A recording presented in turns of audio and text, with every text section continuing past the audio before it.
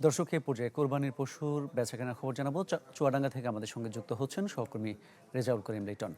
লিটন, বেচাকেনা কেমন চলছে? দাম নিয়ে ক্রেতারা কি বলছেন? কি 2 দিন তো এখন হাটের এই শেষ মুহূর্তে বেচাকেনা একেবারেই জমজমাট হয়ে উঠেছে পশুর হাটগুলো। আমি আছি চুয়াডাঙ্গার একটি ঐতিহ্যবাহী হাট, দামোহদ উপজেলার ডুগডুগি পশু হাটে। তো আমি আপনাকে একটু দেখাই। হাটে দেখবেন যে মানুষ আর পশুতে মিতালি করেছে।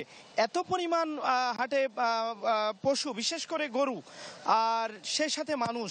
আপনি দেখছেন যে শত শত মানুষ আর শত শত পশু, অর্থাৎ গরু বেচাকেনা চলছে একেবারেই জমজমাট বেচাকেনা।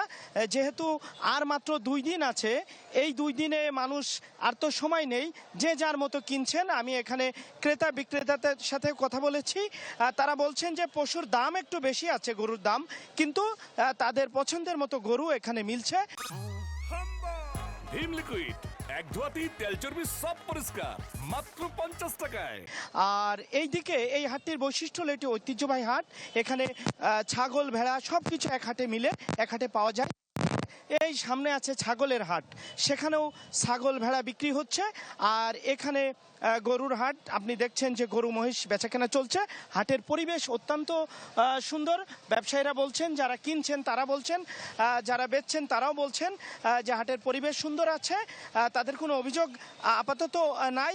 আর আজকের আবহাওয়াটাও জানেন যে চুয়াডাঙ্গায় সর্বোচ্চ তাপমাত্রা, ব্যবসা গরম ছিল। বিগত দিনের হাটগুলোতে কিন্তু মানুষ হাটে দাঁড়াতে পারেনি, কেনাকাটা করতে পারেনি। তবে আজকে ঝিরিঝিরি বাতাস আছে, এই সুন্দর পরিবেশে কেনাকাটা চলছে।